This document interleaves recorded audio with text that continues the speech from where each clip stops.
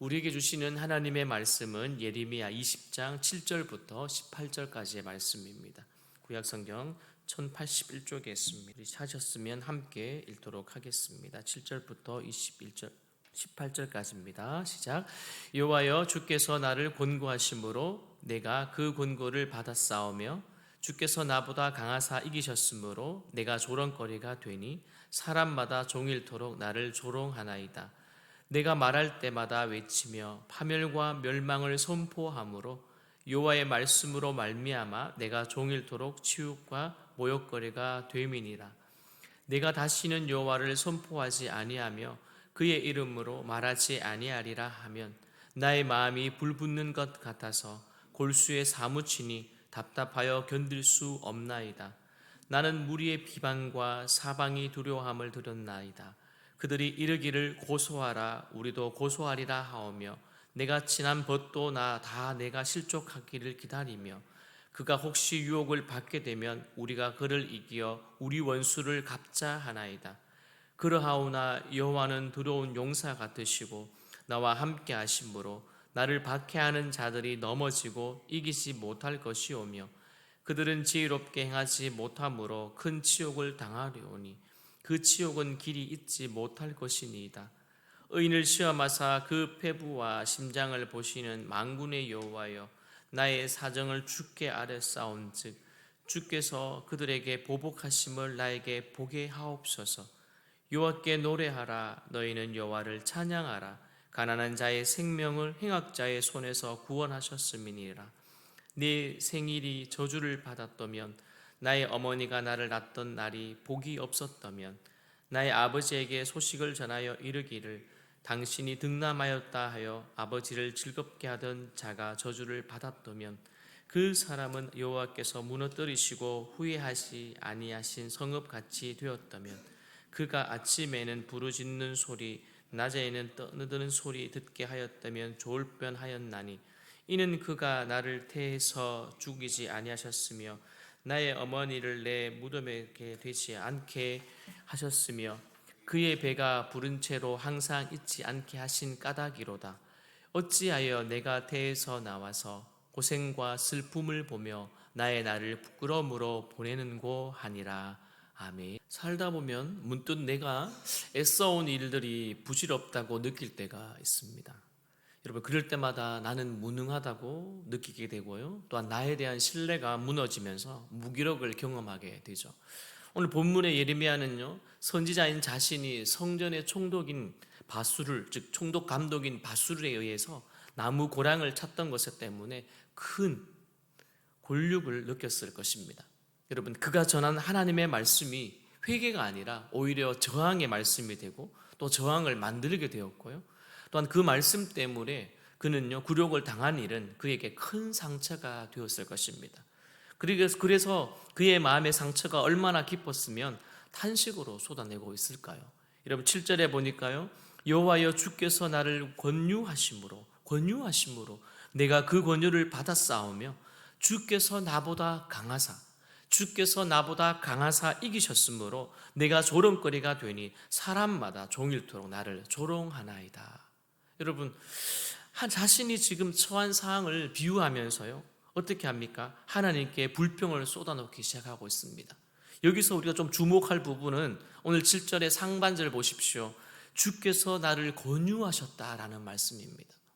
여러분, 권유라는 것은 좋은 의미로 권유도 있지만 오늘 본문의 이 권유는요, 사실 하나님이 나를 속이셨다라는 뜻입니다. 주께서 또한 나보다 강하사 이기셨다라는 이 표현도 보면요, 그렇지, 하나님이 당연히 우리보다 강하신 분이니까 이겼다라고 또 이해가 되지만 자세히 보면요, 그 표현은 남자가 여자를 유혹한 후에 억지로 관계를 맺는 것을 떠올리는 장면입니다. 그러니까 이 7절을 보면서 종합적으로 보면 지금 예레미야는 선지자가 되려고 하지 않았지만 누가요?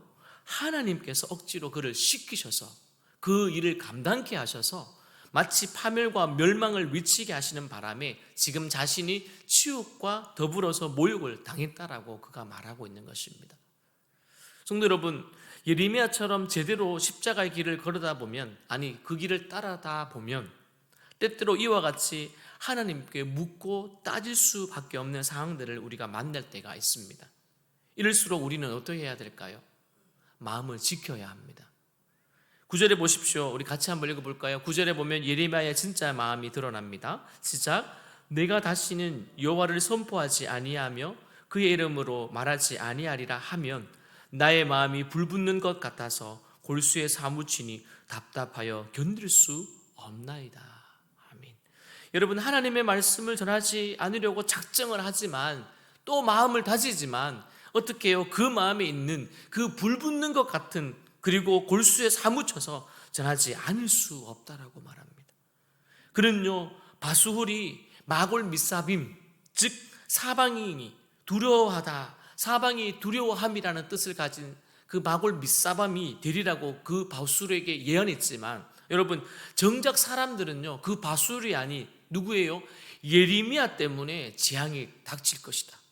그리고 오히려 예레미야를 오늘 보니까 즉 마골 미사밤이라고 부르면서 비난하고 있습니다. 너 때문이야. 너로 인하여 이런 것이 일어날 것이다.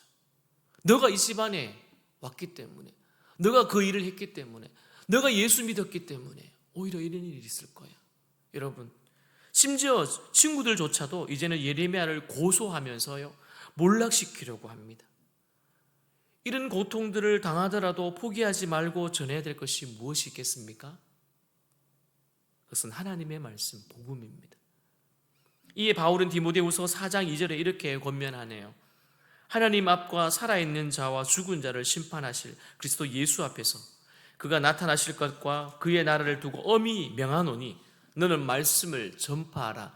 때를 얻든지 못 얻든지 항상 힘써라.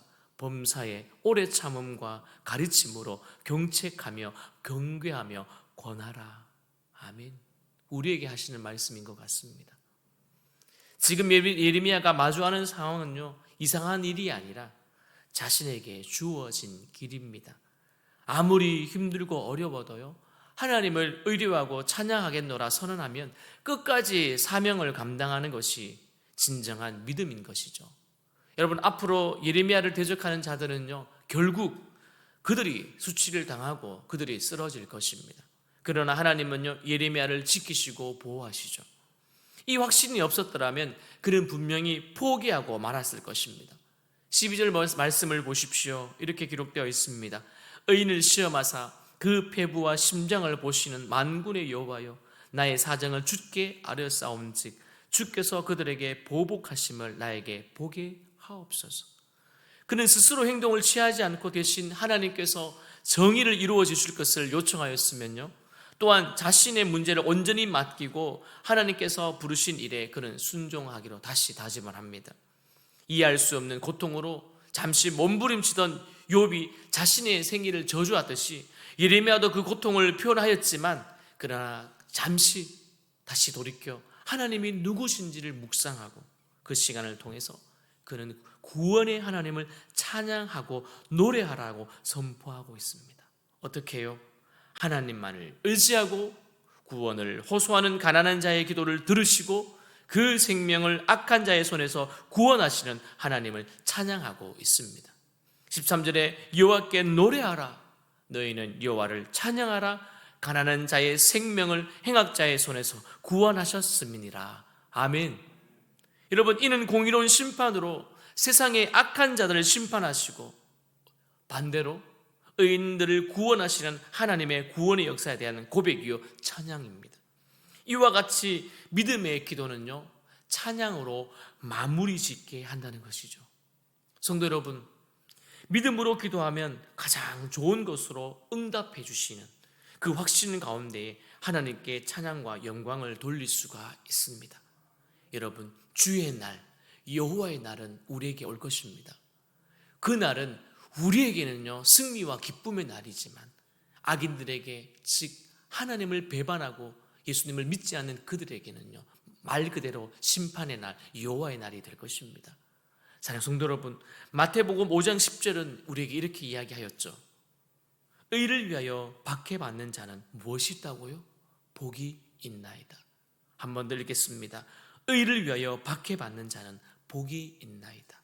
여러분, 산상설교 산상순을 통해 예수님은 팔복을 말씀하셨습니다. 그 가운데 한 가지 복이 의를 위하여 박해받는 자의 복이 나옵니다.